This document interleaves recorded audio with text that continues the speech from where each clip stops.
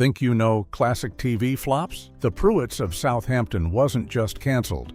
It was rebranded mid-season, starred a legendary stripper, featured Wednesday Addams herself, and somehow involved cooking turkey in washing machine. This 1966 sitcom disaster holds secrets stranger than its premise about fake broke millionaires fooling the IRS. Fact 1.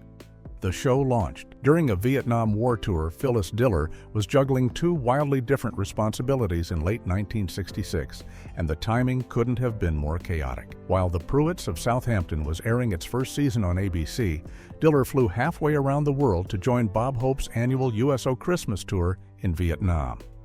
This wasn't just a quick appearance either. She spent weeks traveling with Hope's troupe through Vietnam, Thailand, Guam, Wake Island, and the Philippines, performing for American troops during one of the most intense periods of the Vietnam War. The tour included an impressive lineup of entertainers like bandleader Les Brown, singers Vic Damone and Anita Bryant, dancer Joey Heatherton, and even Miss World Rita Faria, but Diller had to completely overhaul her comedy routine for military audiences. Her usual stand-up material revolved around jokes about housekeeping, parenting, and her fictional husband Fang, but those topics didn't resonate with soldiers fighting thousands of miles from home.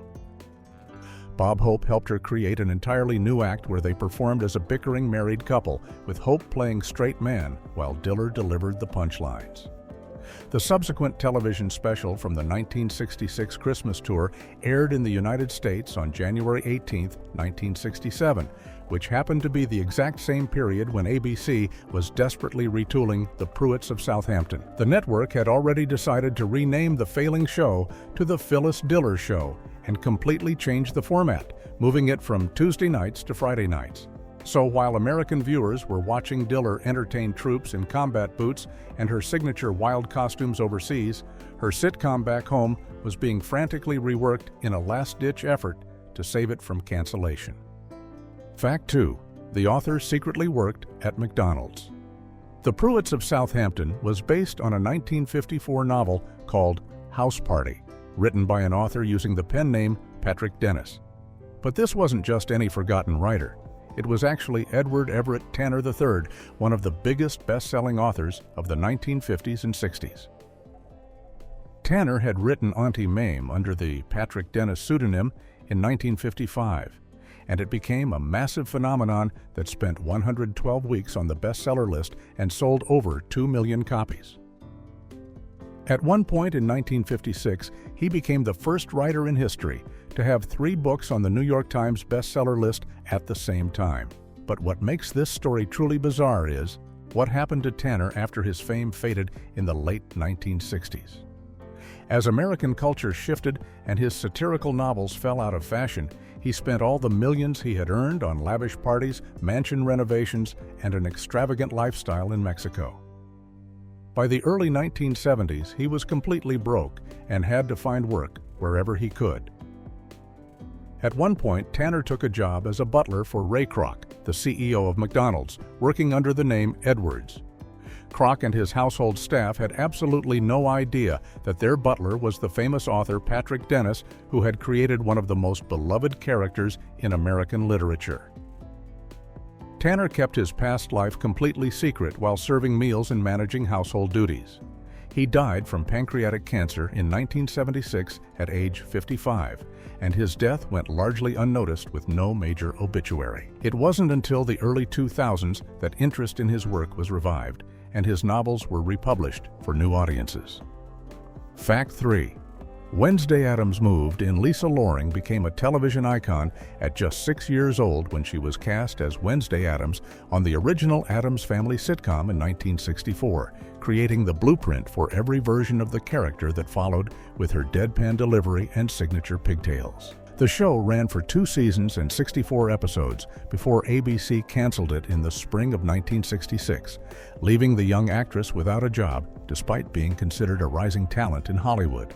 But Loring didn't have to wait long for her next role because she was immediately cast in The Pruitts of Southampton as Susan, nicknamed Susie Pruitt, one of Phyllis Diller's daughters in the show. She was only 8 years old during filming and had to balance schoolwork with her acting responsibilities on set. What makes this casting even more interesting is that Loring had learned to memorize her lines before she could actually read, a skill she developed during her time on The Addams Family when she was so young that she couldn't read scripts herself. The producers clearly saw value in keeping her on television right away, capitalizing on her recognizable face from the recently canceled show. Unlike her iconic role as the morbid and gloomy Wednesday, Susie Pruitt was a more conventional sitcom child character without the dark humor that had made her famous. Loring later spoke fondly about her Addams Family experience in interviews, describing how John Astin and Carolyn Jones, who played Gomez and Morticia, treated her like family on set. After the Pruitts of Southampton ended its single-season run in 1967, Loring's career slowed down significantly, though she did return to play Wednesday Sr. in a 1977 television movie reunion. Fact 4. It was an Addams Family reunion. The Pruitts of Southampton turned into an unexpected reunion show for the Addams Family cast and crew, all orchestrated by executive producer David Levy, who had created both series for ABC when The Addams Family was canceled in the spring of 1966. After 2 successful seasons, Levy immediately began moving his favorite collaborators over to his new Phyllis Diller sitcom project. The first person he brought on board was composer Vic Mizzy, who had written the famous finger-snapping theme song that became one of the most recognizable television themes in history. Mizzy was tasked with creating a completely different musical identity for the Pruitts of Southampton, and he composed a theme song that Phyllis Diller herself would sing at the start of each episode while descending a grand staircase in elegant gowns. The reunion grew even larger when the show struggled in the ratings during its first few months on the air. In January of 1967, as part of the desperate mid-season retooling, John Astin joined the cast as Rudy Pruitt, an inventor and brother-in-law to Phyllis's character. Astin had just finished playing Gomez Addams and was one of the most beloved actors from that show, so ABC hoped his presence would attract viewers who missed the Addams Family. The network even moved the show from Tuesday nights to Friday nights and changed the title to The Phyllis Diller Show to emphasize the star's name. Despite having 3 major talents from the Addams Family working on the show, including young Lisa Loring, who played Wednesday, the reunion couldn't save the Pruitts of Southampton from cancellation, and it ended after just 30 episodes in April of 1967. Fact 5. A legendary stripper was cast Gypsy Rose Lee, who became the most celebrated burlesque stripper in American history during the 1930s and 40s, was cast as Regina Wentworth, the nosy neighbor character on the Pruitts of Southampton. By the time she joined the show in 1966, Lee was in her 50s and had long since transitioned from her famous stripping career into acting, writing, and television appearances. She was born Rose Louise Havoc in either 1911 or 1914, and her rise to fame was later immortalized in the Broadway musical and film Gypsy, which told the story of her domineering stage mother. What made Lee unique in the burlesque world was her sophisticated approach to stripping. She emphasized the tease rather than just removing clothes, and she brought sharp wit and humor into her performances that set her apart from other performers. Beyond her stage career, Lee had also become a successful author, writing 2 murder mystery novels in the early 1940s called The G-String Murders and Mother Finds a Body, and publishing a memoir in 1957. Her casting as Regina Wentworth brought a level of celebrity and notoriety to the Pruitts of Southampton, even though her role was relatively small as a recurring supporting character. One memorable scene from the show involved Phyllis Diller's character opening a safe and discovering Regina Wentworth's birth certificate, which got huge laughs from the studio audience. The Pruitts of Southampton would turn out to be one of Lee's final television roles before her death in 1970 from lung cancer at age 56 or 59, depending on which birth year was accurate. Fact 6. They literally cooked turkey in a washing machine. The very first episode of The Pruitts of Southampton, which aired on September 6, 1966, featured one of the most absurd cooking scenes in television history when Phyllis Diller's character attempted to roast a Thanksgiving turkey inside a front-loading washing machine. The premise of the show was that the wealthy Pruitt family had gone broke, but needed to maintain appearances, which meant Phyllis had to fire all the household staff and do everything herself despite having no idea how to perform basic domestic tasks.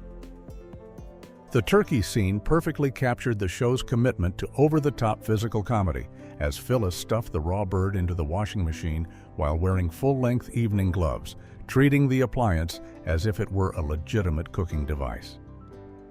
The writers were clearly going for Lucy Ricardo-style slapstick humor, hoping that Phyllis Diller could recreate the magic that Lucille Ball had achieved on I Love Lucy with her own brand of chaotic household disasters. This type of absurdist comedy ran throughout the series, with Phyllis's character constantly coming up with harebrained schemes that would inevitably backfire in spectacular fashion. The show leaned heavily into the contrast between her character's attempts to maintain the elegant lifestyle of a wealthy socialite while simultaneously being completely incompetent at doing anything practical around the house. The producers wanted audiences to see Phyllis descending grand staircases in glamorous gowns one moment, then watching her destroy the kitchen in ridiculous ways the next.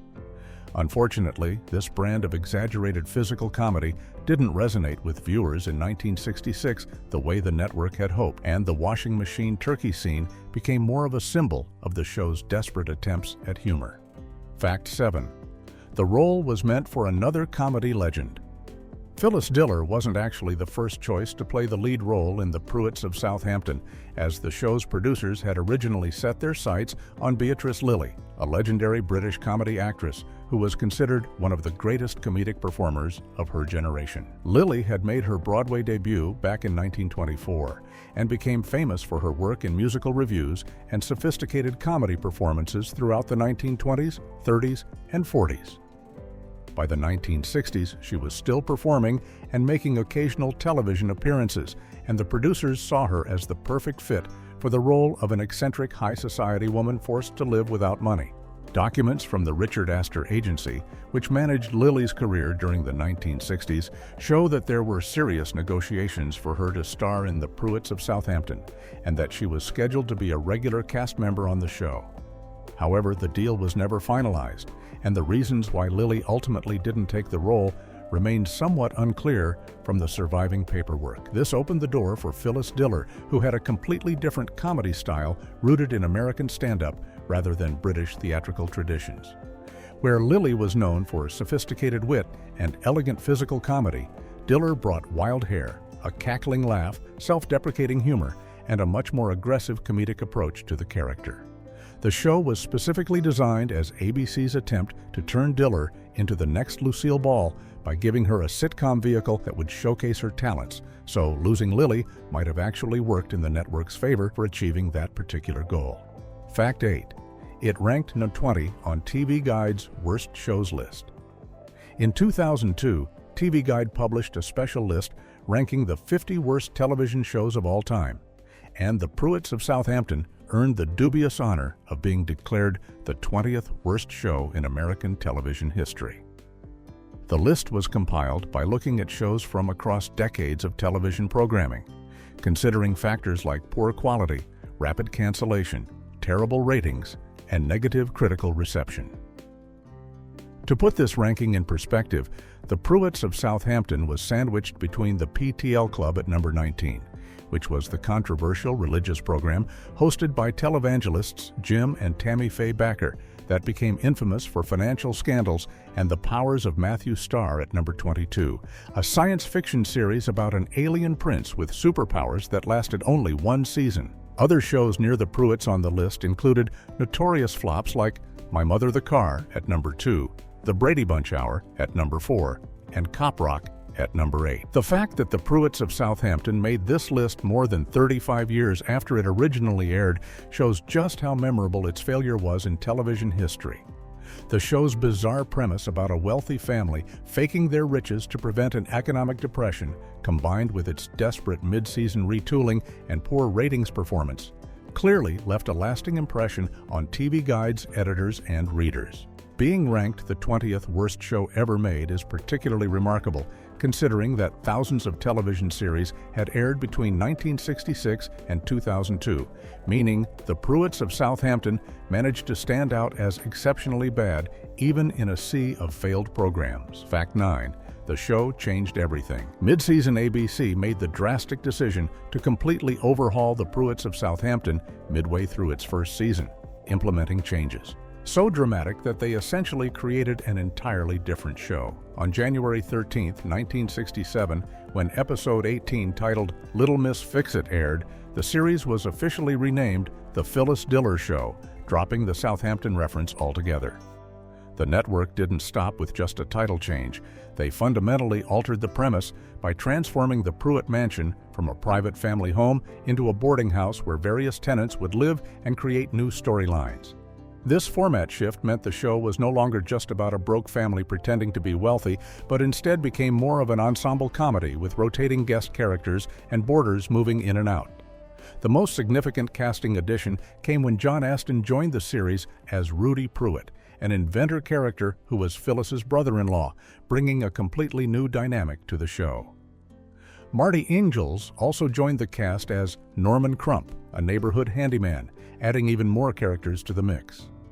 Along with the format changes, ABC moved the show from its Tuesday night time slot at 9 p.m., where it had been competing unsuccessfully against the Red Skelton Hour, to Friday nights at 9:30 p.m. in hopes of finding a more receptive audience.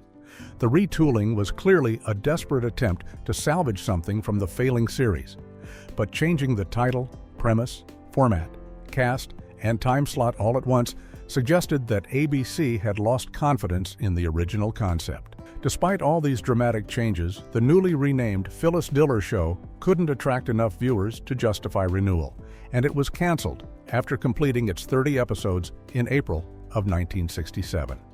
Fact 10.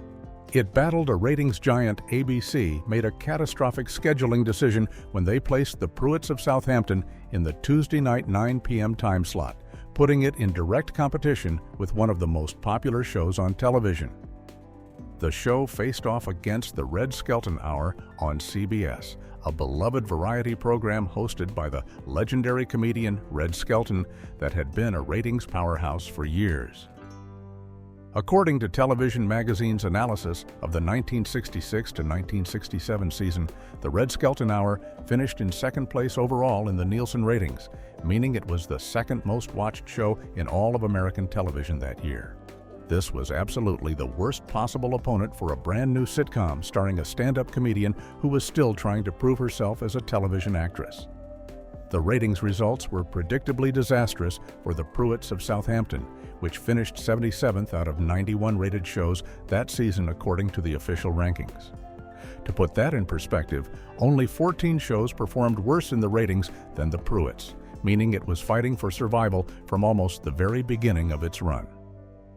The network clearly recognized this scheduling mistake, which is why they eventually moved the show to Friday nights at 9:30 p.m. as part of the mid-season retooling in January of 1967.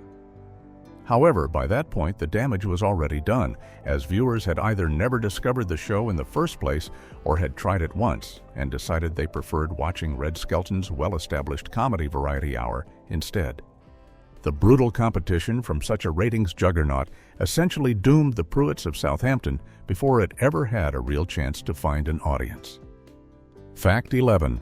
The mansion was 3,000 miles away.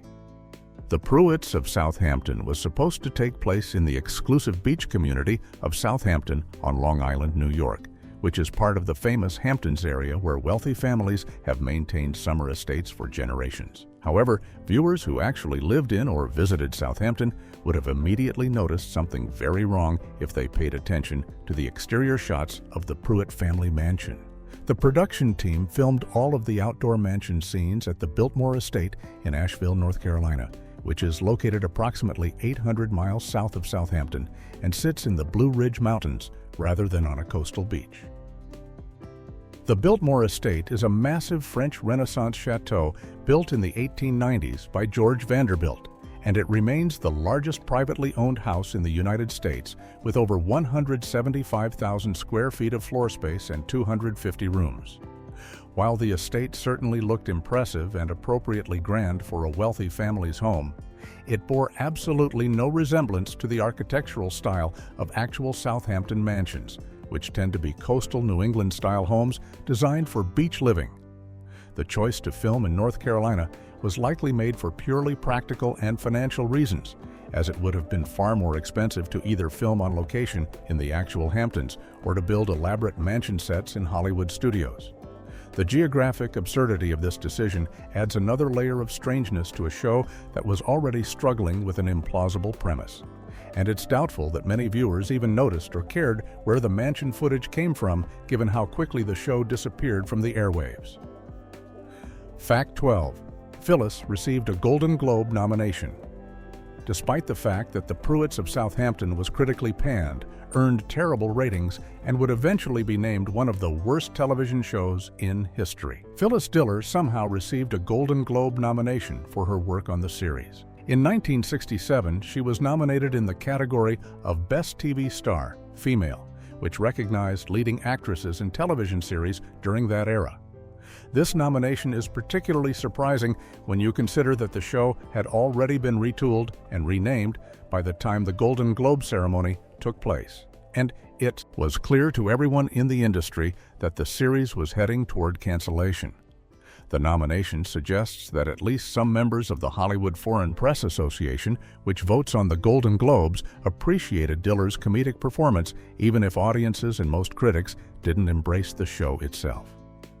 Diller was known for her energetic physical comedy, her distinctive cackling laugh, and her willingness to throw herself completely into absurd situations, which may have impressed voters who recognized the effort she was putting into trying to make the material work.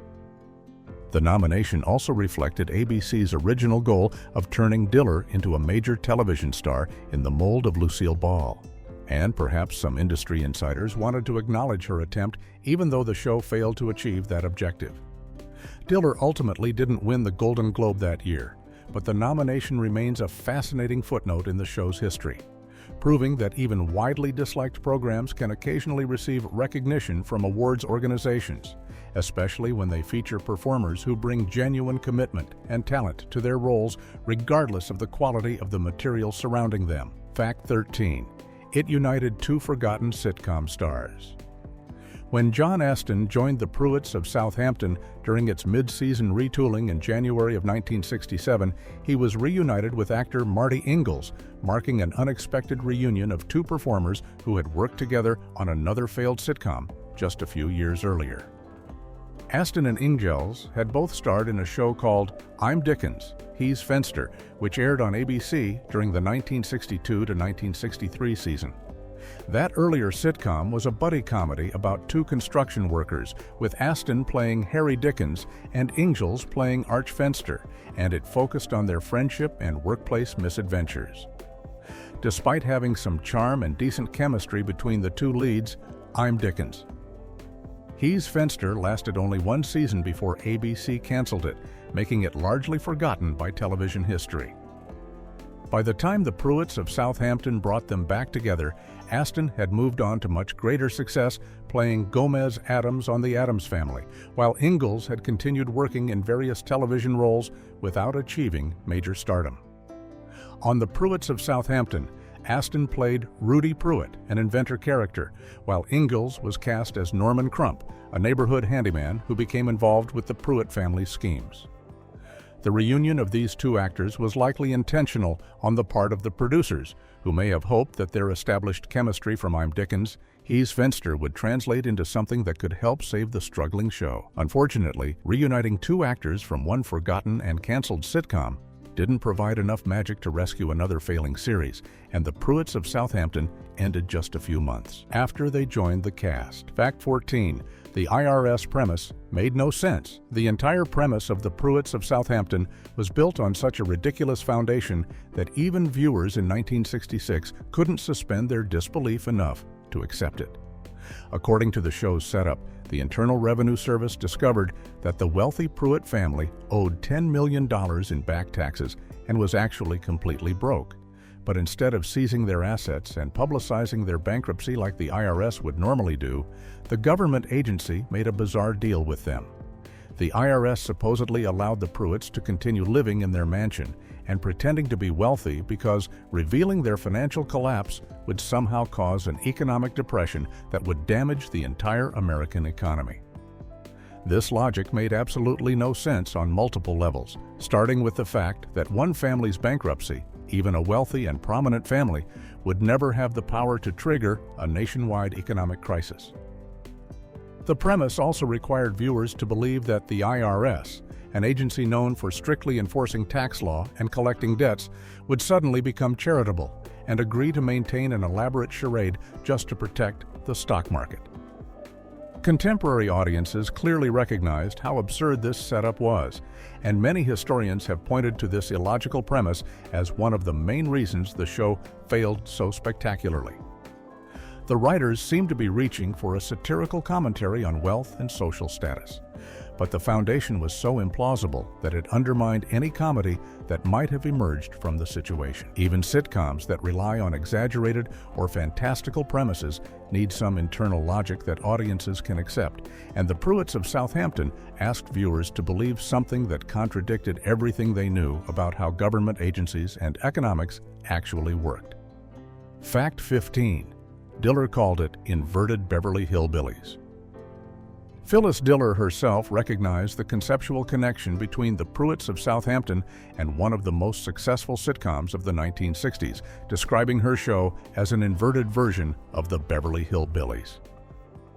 The Beverly Hillbillies, which premiered on CBS in 1962, told the story of a poor rural family who struck oil and became millionaires overnight, then moved to Beverly Hills where they struggled to fit in with high society despite their newfound wealth. The show was a massive hit that consistently ranked in the top spots of the Nielsen ratings throughout its 9-season run. Diller pointed out that the Pruitts of Southampton flipped this formula completely. Instead of poor people who suddenly had money but didn't know how to act rich, her show featured rich people who had lost all their money but needed to keep acting wealthy to maintain appearances. While this reverse premise might have seemed clever on paper, it turned out that audiences found the original Beverly Hillbillies formula much more appealing and relatable than watching wealthy socialites pretend they weren't broke. Part of the charm of the Beverly Hillbillies came from the Clampett family's genuine kindness and down-to-earth values despite their riches, whereas the Pruitts of Southampton centered on characters trying to deceive everyone around them to preserve their social status. The comparison to such a beloved and successful show may have actually hurt the Pruitts of Southampton because it invited direct comparisons that highlighted how much weaker the inverted concept was, and it reminded viewers that they could simply change the channel and watch the real Beverly Hillbillies instead of this pale imitation with a backwards twist.